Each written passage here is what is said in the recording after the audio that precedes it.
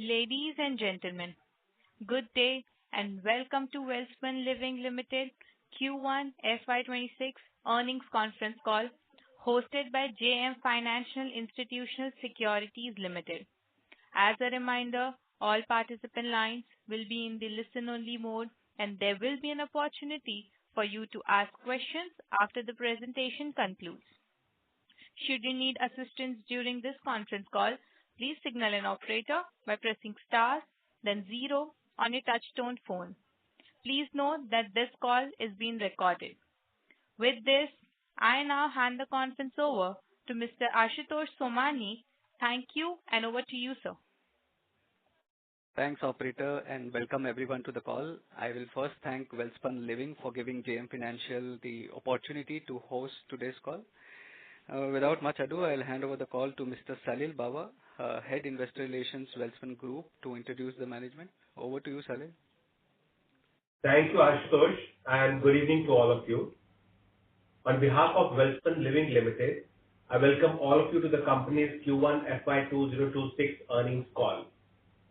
Along with me, we have with us today Ms. Dipali Goenka, Managing Director and CEO, Welspun Living, Mr. Sanjay Gupta, Chief Financial Officer. We hope you have had a chance to review the investor presentation that was filed with the exchanges today. The presentation is also available on our website. During today's discussion, we may be making references to this presentation. We'll request you to kindly review the safe harbor statement in our presentation. As usual, we will start the forum with opening remarks by the leadership team. Post that, we will open the floor for any questions. Once the call gets over, should you have any further queries, please feel free to connect with any one of us. With that, I would now like to hand over the floor to Ms. Dipali Goenka, Managing Director and CEO, Welspun Living. Over to you, ma'am. Thank you, Salil. Good evening, everyone, and thank you for joining us today for Welspun Living's Q1 FY2026 earnings call. We continue to navigate a world shaped by shifting global trade dynamics, evolving consumer sentiment, and persistent tariff uncertainties.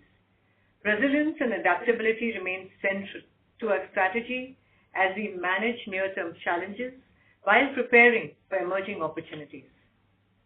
The implementation of reciprocal tariffs between US and India has created unpredictability in trade flows, impacting retailer and overall market sentiment and order patterns.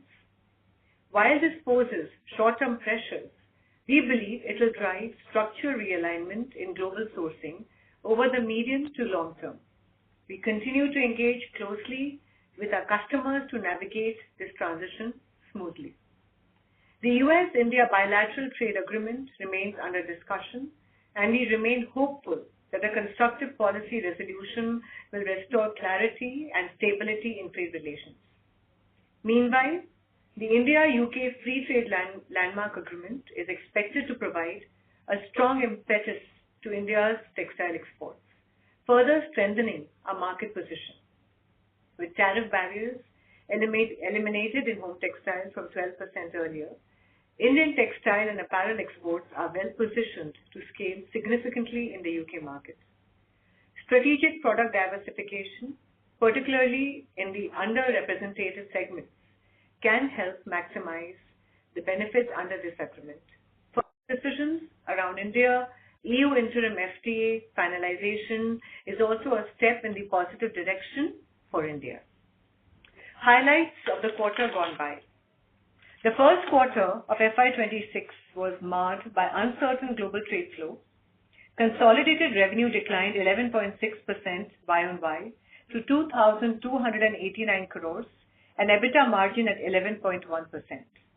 This was primarily driven by softness in export business as reciprocal tariff implementation and uncertainty around timeliness created an overhang in the market.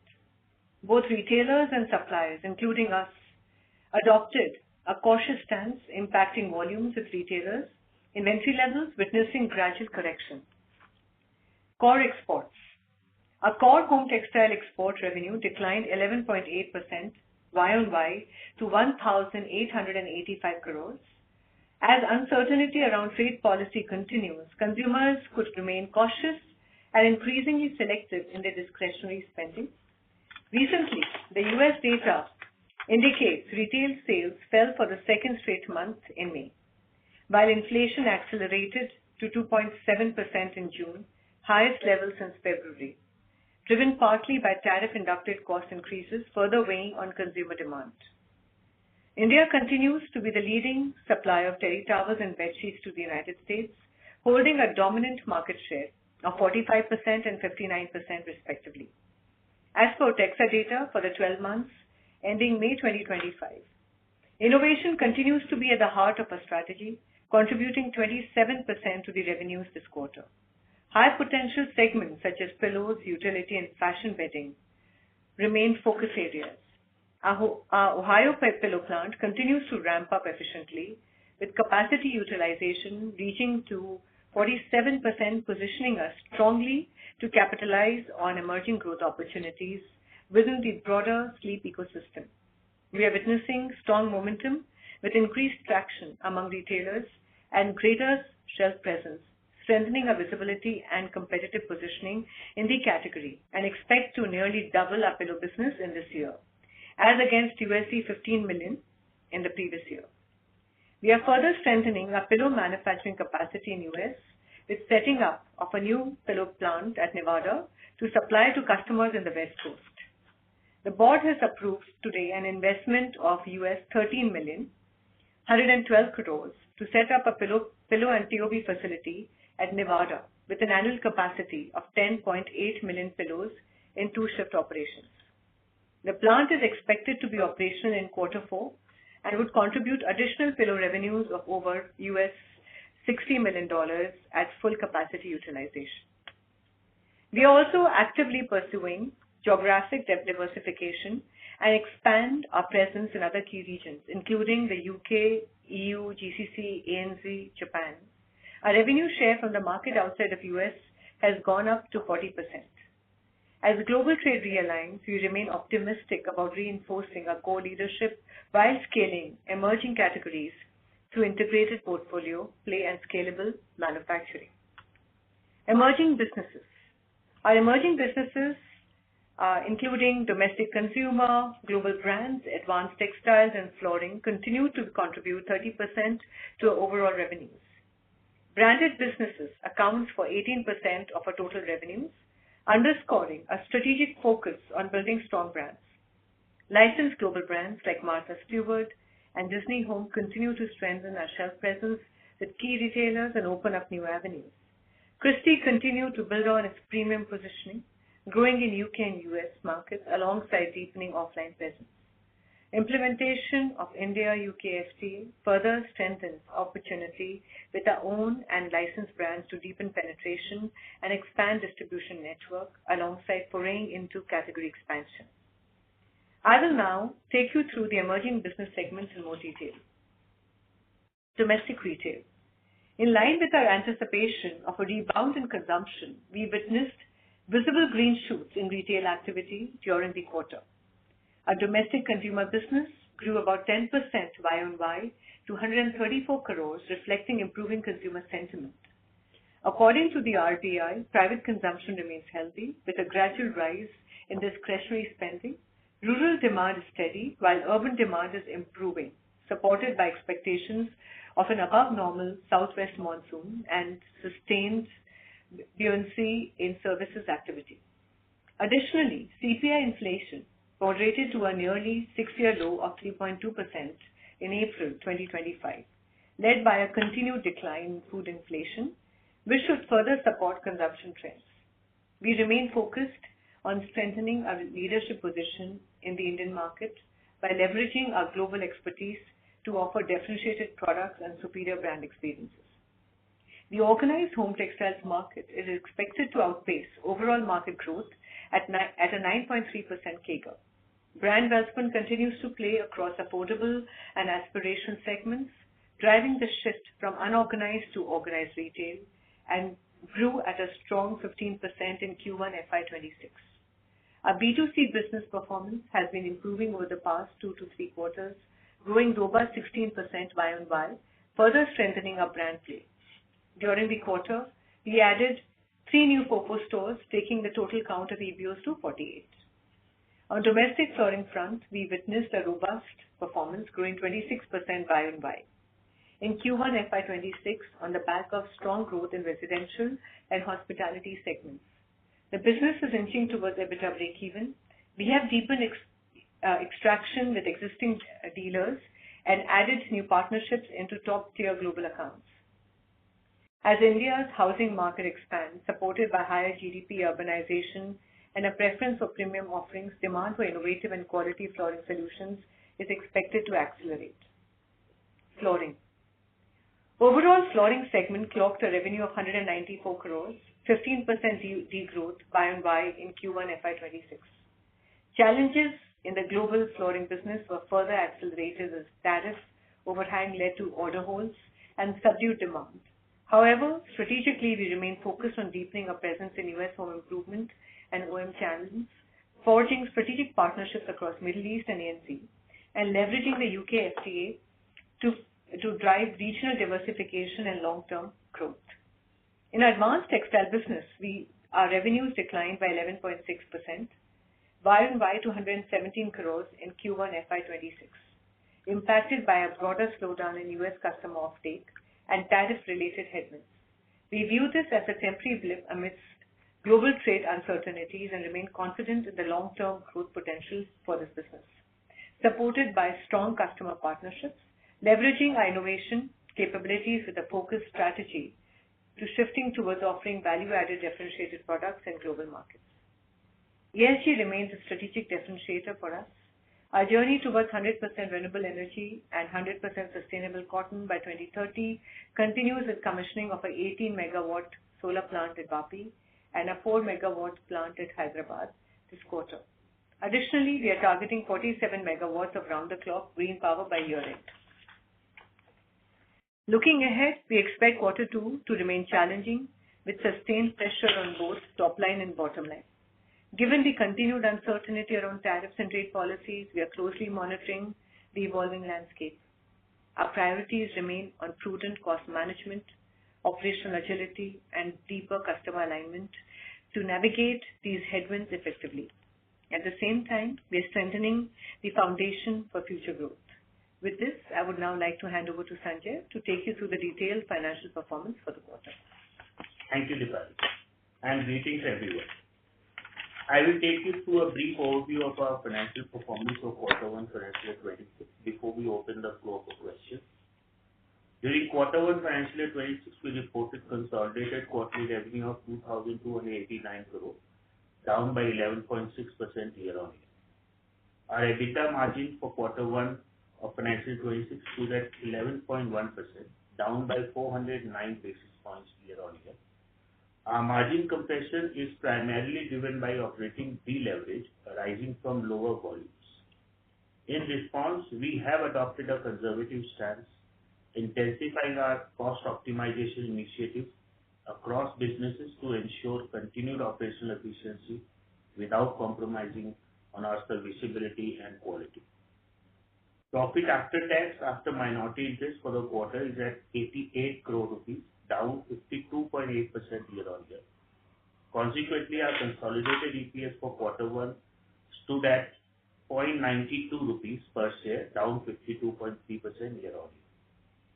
On the forex front, our average exchange realization for the US dollar during Q1 was 85.09 compared to 84.05 in the corresponding quarter last year. We have focused on strengthening our balance sheet. Net debt stood at 1,401 crore versus 1,603 crore last quarter, lower by 202 crore, and versus 1,562 crore last year, same quarter, lower by 161 crore. Our cash conversion cycle has improved, reflecting better working capital management. During the quarter, we have incurred a capex of 83 crore rupees out of 200 crore guided earlier in the Q4 towards various capital expenditures. The board had further approved a capex of $13 million, which is about 112 crore rupees, towards setting up a pillow and TOV facility at Nevada, USA for the year. Segmental results. Q1 financial year 26 core business home textile revenues stood at 1,885 crore, down by 11.8% year-on-year, and an EBITDA at 12.6% compared to 16.9% last year. During Q1 financial year 26, revenues from flooring business was 194 crore, down by 15%. EBITDA is at rupees 16 crore, which is 8.4% as compared to 9.2% last year. However, our domestic consumer business has showed resilience with 9.5% year-on-year growth. With this, I will now leave the floor open for question and answers. Thank you. Thank you very much. We will now begin the question and answer session. Anyone who wishes to ask a question may press star and one on the touchtone telephone. If you wish to remove yourself from the question queue, you may press star and two. Participants are requested to use handsets while asking a question. Ladies and gentlemen, we'll wait for a moment while the question queue assembles. The first question comes from the line of Prerna Jhunjhunwala from Elara Securities. Please go ahead. Thank you for the opportunity. First question, I just wanted to understand the demand scenario in the US, like how the inventory position of the retailers is, how pressed they are to source from their dominant partners, and what is the kind of tariff sharing expectations they have, given that the tariff rates are actually very high against expectation after a deal also for various countries. So hi Prerna, thank you for your question. So definitely there has been a decline in the volume, and the retailers this time are correcting the inventories as well. So that is one thing that they're doing. Secondly, everybody has been very cautious. For example, this time the top line also grew because a couple of promotions actually got held on by the customers as well. So that's why. So inventory correction is happening. And the other thing is how, we are looking at the tariff situation is what everybody is evaluating. Now, the second question that you asked about how the tariff and the whole the tariff is high and how is it going to be shared or how it's going to be taken forward. I think let me just tell you that the retail prices in America haven't gone up for the past 20 to 30 years. And now, obviously, if there's any kind of a steep thing that happens, it will be between the consumer, it will be passed on to the consumer, then the retailer. And of course, there's a partnership that works on, so there could be that kind of a conversation. So however, this is not going to be anything that can be taken by the vendor alone. It will be a shared between all the three kind of verticals here, Prerna. I hope I've answered your question here. And if you talk about the volumes going forward, it will now depend.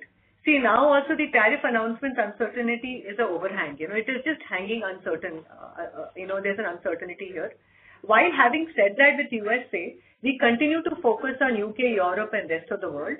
Where our business grew by, our share is around 40%.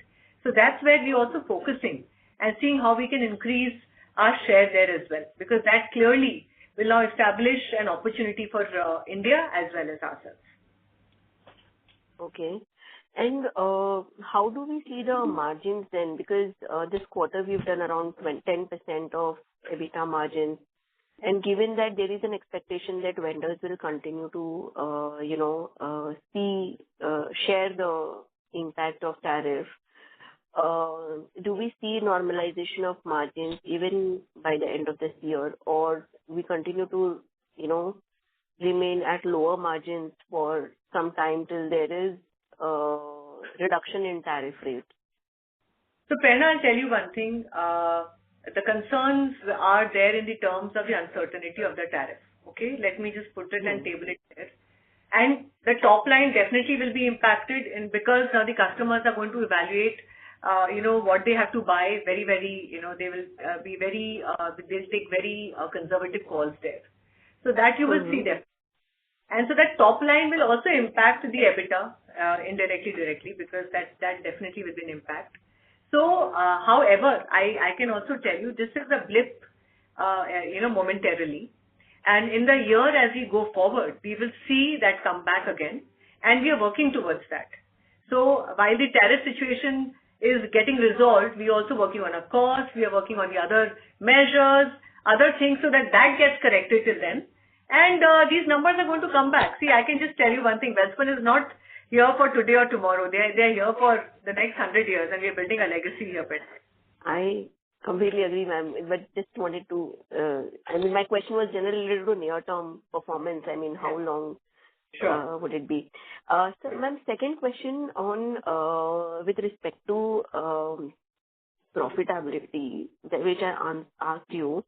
What are the challenges in servicing newer markets now? Because we have predominantly focused on US in the past.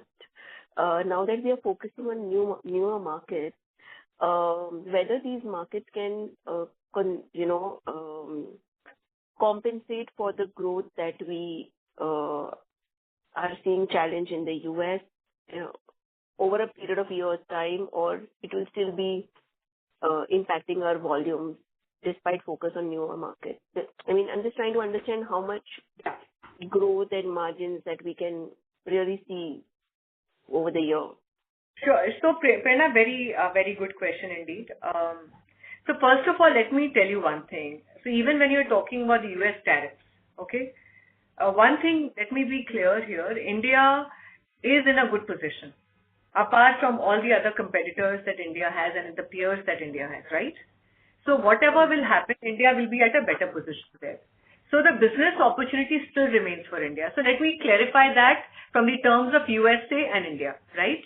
Now, when you're talking about other geographies that we're talking about, Prerna, the opportunities are very good. And for us, we already started a penetration in UK and Europe, and that's where, we are seeing more and more opportunities.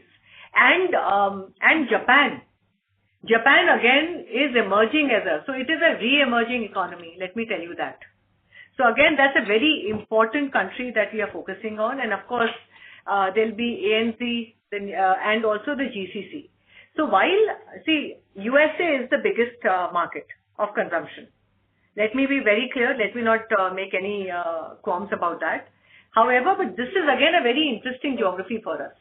So while right now we are struggling with the tariffs for USA, where still I maintain that India will be in a good position, but we are continuing to make forays into this part of the world as well. Okay. And what will be the revenue share of US in our emerging business, or advanced material and other businesses? So I think we don't disclose anything, but I'll tell you one thing. Advanced textile, of course, America is a good market. So is Europe and UK and rest of the world as well.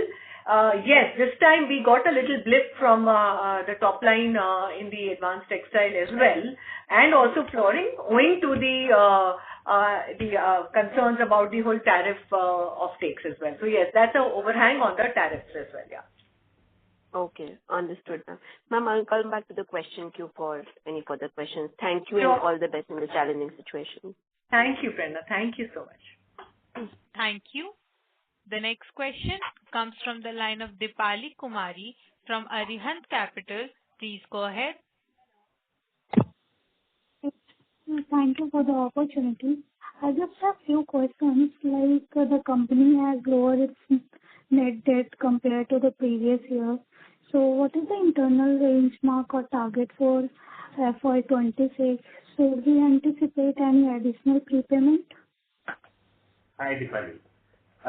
So we have given a direction for our net debt, which will be in the range of about 1,300 to 1,400 crore for financial year 26. We have done quite well in first quarter itself, and we have reached 1,400 crores. So definitely we would try to top our guidance in this regard. Okay. And like one more question, like your wet wipe segment have done good from last quarter, but it is only 24% of capacity utilization. even though you have 100 million of packs capacity. So is it due to weak demand, pricing issue, or problem in distribution? No, nothing of that sort, Dipali.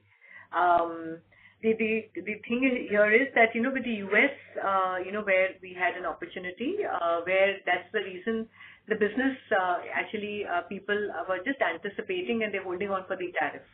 So that's where we are looking at it. Otherwise, the opportunities are not only in the wet wipes for, makeup wipes, but baby wipes, to the medical wipes, dry wipes. And so there are a lot of opportunities that we're exploring. A lot of innovation is being done here as well. So let me just give you kind of a comfort there that this is a category that we'll see to grow. Yeah. Okay, so there is no any seasonal impact. No, the seasonal impact is not there. This is a tariff impact. Okay. And like your flooring business, at what level it will be break even? Flooring business we are already at about 8 to 8.5% EBITDA margin. So it is already break even has happened 2 years back. Okay, so the newer facility I'm asking about. Sorry, I didn't get you. Like the newer facility you have talked about, at what level that will be break even? So there's no newer facility that we're investing in, Dipali. I think it's in the pillow that we are investing, not in flooring. Yeah, flooring means. Oh, okay. Okay, that's it from my side. Thank you. Thank you. Thank you. Before we move to the next question, a reminder to all participants, you may press star and 1 to ask a question.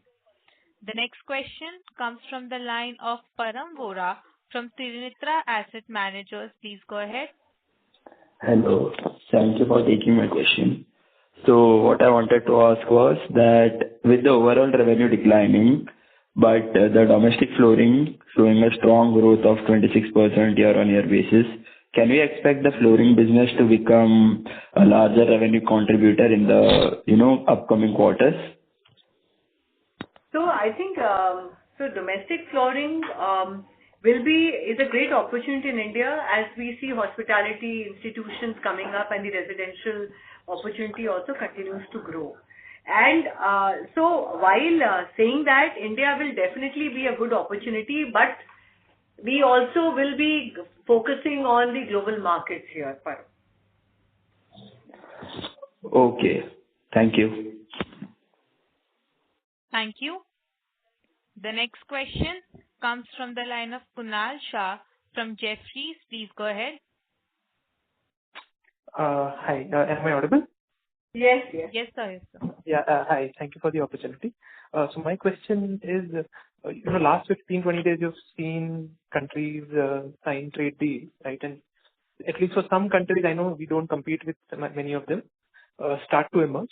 So just from a customer standpoint, have there been any change in conversations on how things will pan out in the company? I know actual orders and volumes and all those may take time, but any change in conversation or direction in the last month or so as these trade deals are starting to flow in? So hi Kunal. For us as India and the other countries trade deals we are talking about, just want to clarify like UK and the other countries. I just wanted to clarify that. No, I mean US signing trade deals with let's say something like Indonesia or Vietnam. I know we don't compete with them, but just from a customer conversation standpoint, any change or any anticipation that they have at their end on what's the next step from their side? Nothing of that sort, Kunal. Let me also clarify. See, Indonesia's operations are very minimal, and I think that focuses on minerals that side. Vietnam focuses on other categories more than home textiles. So that again is a perspective that let me just clarify as well. So India continues to be a very strong sourcing arm. And definitely we will see how the tariffs pan out. But India will continue to be a very strong sourcing country for them. Understood. Yeah. So it would be fair to say, let's say half of the issue is also the category itself being weak and the rest of it is the destocking. And the category weakness is also evident in the branded piece, which has also declined for you. So that would be a fair understanding, right? Yes, Kunal. Because see, I'll tell you one thing. They are looking at their stocks. They're looking at that as an evaluation. Then the tariff overhang is one thing, and the other thing also as you go forward is again the economy might also be something that we will see a little slowdown. Understood. That's clear. And the second bit is on the UK side. Any early interest that you are seeing which you can tap in the next 1 year or so? I mean, any large customers that you're looking at? I can understand you can't share the name, but any incremental interest that can help build those revenues out in the next year or two? The answer is yes. Absolutely. Those conversations have started and very positive feedback for sure. Understood. Yeah. That's all from my side. Thank you. Thank you, Kunal. Thank you so much. Thank you. Thank you. The next question comes from the line of Roshan from B&K Securities. Please go ahead. Yeah. Good evening. Thanks a lot for the opportunity. I just wanted to understand when is the new Pillow facility likely to be operational? It will start by Q4 of this year in Nevada. Okay. On the west. Yeah. Okay, understand. And by when do you expect to reach the optimum utilization level? See, it takes at least 6 months to 8 months to reach the optimum. Yeah, the second year will be the optimum optimization that you will start seeing, because it takes that much time to scale up as well, right? Because every capacity can do around 10 to 12 million units of pillows. Right. Understood. And given what is the outlook on the festive season in the international markets? Because probably from Q2 your exports starts happening for the festive season. So what is the outlook over there? How are the buyers behaving? Or what is the overall mood? Maybe if you can help me understand that. So this year it'll see every year our Q2 comparatively to the Q1 is a little better. So that is the trend we will also witness. Now to that extent of what it will be in the terms of kind of a better off than the previous years, that is not something I will be able to say. But yes, it will be better than this year as well, this quarter as well. Understood. Thank you. Thank you so much. Thank you. Thank you. Before we proceed with the next question, a reminder to all participants, you may press star and 1 to ask a question. The next question comes from the line of Bhavin Chheda from Enam Holdings. Please go ahead. Good evening. I wanted to understand from the presentation, what do you mean by effective capacity versus installed capacity? In pillow, you mean? Pillow also and flooring also, because we keep on showing two numbers. Yeah. So flooring, we have built the capacity for 24 million meters, but we have operational 18 million. So there are some balancing equipments which we will have to set up at a very low capex, which will enhance the capacity as it may be needed. Yeah. For the pillow as well, the whole capacity is for the 2 shift operations. And also there are some automations which are still to come in. And so as they become operational, we will start reporting those. Currently, it is only single shift operation. And there are another 20 to 30% automation still pending. So, since we have also announced the new facility in Pillow, so I am assuming this you will be ramping up first to the installed level, or there would remain a bottleneck to ramp this up? No. That will, let me just explain the whole way that the pillow works and the pillow plants work in America. See, since it is logistically very, it's very heavy and cumbersome, so it is focused on that same zone. So now when we are in Ohio, it focuses on the East Coast, And that's where the distribution will happen with the DCs of the various retailers, right? And when the West Coast comes in, it's focused on the retailers on the West Coast, like the hospitality and the other major retailers as well. So that's the way it works, and that suffices that zone as well. So that's the way we work on actually. So that's the way the pillow works in America. Sure, ma'am. So I should understand, so this pillow facility, though we are saying install 13.5 and effective 4.7 million PCs, there would be some automation and maybe double shift capacity you mentioned. Yeah. You also mentioned that each line normally is capable of doing 10 million pillows. So as and when the demand situation improves in East Coast of USA, this would be reaching volumes of closer to 10 million pieces, right? Yes. This Yes. Ohio facility? Yes. Okay. Yes. So already we have seen, from 30% to now 47% this quarter. But 47 is of 4.7. Basically, I was 0.6 million is 2.5 million run rate. But what this facility can do. So maybe 3 years time, basically, once this tariff uncertainty gets over and the capacity gets ramped up, actually the ramp up is not very difficult in this kind of facilities. So maybe couple of years, this would be a 10 million output unit, right? In 2 years max, but I think we already, by the end of this year and exit, we'll be at 70% of our capacity. 70% of again 4.7 or? No, 4.7 will increase. So we will start second shift of operation as well. And so you will see a declogging of the effective capacity and also achieving higher capacity utilization of that. Sure. So, we are effectively vying for a double of last year's turnover in pillows, so 15 to 30 million. And hence, capacity utilization will ramp up very fast from here on. Okay.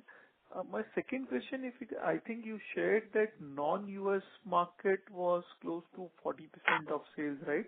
That is non-US, non-India, or that includes India? Includes India. It includes India as well, because it's rest of the world.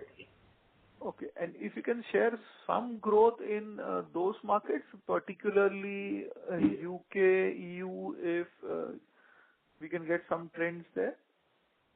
So I think we can just give you a consolidated perspective right now, and I think this will continue to increase as a share and as the tariff, opportunity the agreements open up for India.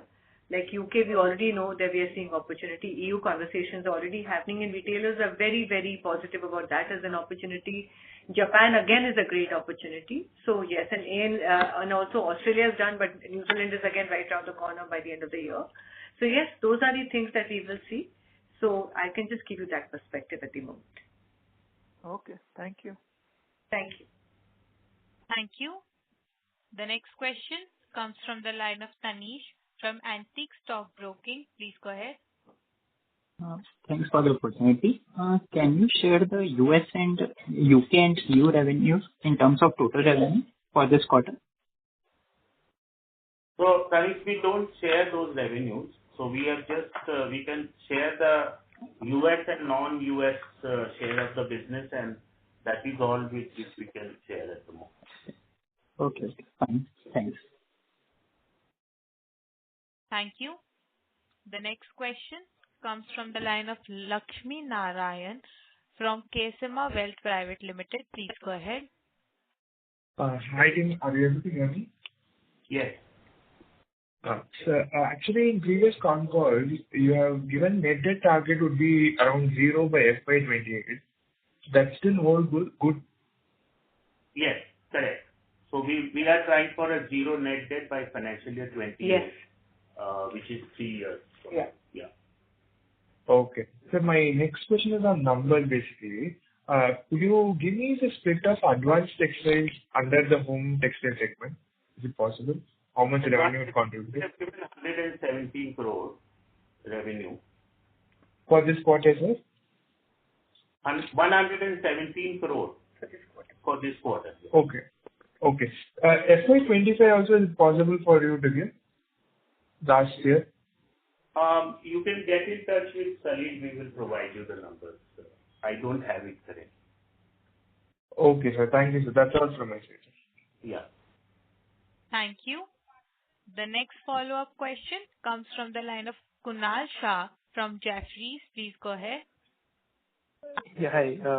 Thank you for the opportunity. In this B2B business, that 14-15% decline in revenues, possible to share a split of what that would be for, let's say, US customers and non-US customers? How much would that decline be for US, then decline or maybe some growth for non-US? Kunal, I think I can just tell you that the overhang of tariff is the reason for what you saw in the decline, and I think that's what I can just give you an answer on. Because the certain promotions were in the anticipation, and that actually got little postponed or little, So that's the reason I can just say that the tariff overhang was the reason here, and I think it's primarily United States. Understood. But fair to say that the non-US business would have grown YOY or? Yeah. Understood. And second thing is with demand in the US generally being weak, are you seeing increased competition both in the US and let's say outside the US as well? As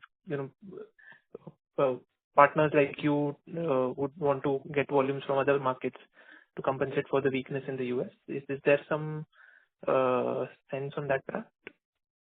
So we already are working with UK, Europe, and rest of the world, Kunal, and I think that's been a great opportunity for us. We're continuing to explore that for the long time as well, and now it actually will start seeing a lot of more fruition, positive, in the positive trend. So that's where it is. But also, Kunal, let me tell you that India still is in a decent position with the tariff situation as well, because if you look at the other peers as well. I can just say that we'll wait and watch, but India's position will not dilute to that extent. Understood. Yeah. That's clear. Thank you for the opportunity. Thank you. Thank you. The next question comes from the line of Prerna Jhunjhunwala from Elara Securities. Please go ahead. Thank you for the opportunity. I just wanted some color on the product-wise demand, if you can share, like bed versus bath, how the demand is, and any color which can, help us understand where the demand can really improve going forward. Maybe value versus premium, from where the demand is shaping up in current scenario. So I'll tell you one thing. Right now, I can just say that, towels actually degrew this time, but we will see that again come up and ramp up again, Prerna. Sheets, so the towel had a mega drop, which we will see again come back next quarter and the others. Sheets was also down and the rugs were also down, but I think, Prerna, in the coming times, we'll see them gaining the share. And not only ramping up for America, but the other countries will also start ramping up in the terms of the demand as well. Let me just give you the perspective here. Oh. And at the towels also, you will see the beach season coming in. So there will be a ramp up for the jacquard and the fashion towels as well. So yes, that's where it is. Okay. And then our branded global revenues combined online and offline would not have declined much. So, is it decent to assume that branded piece is still seeing good demand, or is it more client acquisition and value segment or premium segment doing better in the branded segment? I mean, just trying to understand, branded is largely constant for us on a YY basis. So overall branded portfolio is at 18% of the operating revenues right now. So, I mean, They are... Yeah. So they are around 18% of our top. Yeah. And you are right, Prerna. So overall branded portfolio has grown in single digit in the quarter and has not degrown. Yeah. So I just trying to understand whether that the scenario continues and what is driving this branded segment versus the decline in B2B, because at the end of the day, I mean, just trying to understand how, if we can further shape up this branded business faster, given we have much control on that. So here actually, Prerna, because these are all brands like Creative Collabs and the others, so they are specific programs that come in and which we launch, and that actually does well in these times. And more so, Christie is continuing to grow as well. So yes, that's where we are seeing a contribution of the branded share not getting diluted comparatively globally. And as we had from last quarter as well, so and we are informing this quarter as well. So there is a visible stock correction by the retailers because of the overhang of the tariff. And hence, though the demand at the customer end has not gone down to that extent, the buying has. And hence you see it to be a lower volume rather in the branded segment, which is remaining important. Understood. So this is really helpful. Thank you and all the best once again. Thank you. Thank you. Thank you. Thank you. Ladies and gentlemen, we'll take this as a last question for today. I would now like to hand the conference over to Ms. Dipali Goenka for closing comments. Thank you. So as we close Q1 and look ahead, it is clear that FY26 has begun amidst significant external headwinds. The implementation of reciprocal tariffs has added layers of complexity to an already dynamic global trade environment. While near-term volatility is inevitable, we see this period as one that will separate the resilience from the rest. We are actively engaging with our customers and stakeholders to navigate these uncertainties. At the same time, we remain focused on what is within our control, driving operational efficiency, optimizing costs, and staying close to market shifts to respond with agility. The India-UK Free Trade Agreement, once fully implemented, holds strong promise, expanding our reach and competitiveness in the UK market. And similarly, progress in the US-India bilateral trade agreement remains an important milestone, and we are awaiting outcome to gain more predictability in trade flows. We remain deeply committed to creating sustainable value for our stakeholders through prudent action, disciplined execution, and trusted partnerships across the markets. Thank you all for your continued confidence in Welspun Living. We look forward to updating you as we move ahead. And for any further queries, please feel free to connect with our investor relations team. Thank you. On behalf of JM Financial Institutional Securities Limited, that concludes this conference. Thank you all for joining us, and you may now disconnect your lines. If you found this video helpful, please like, share, and subscribe for latest upcoming videos. If you found this video helpful, please like, share, and subscribe for latest upcoming videos.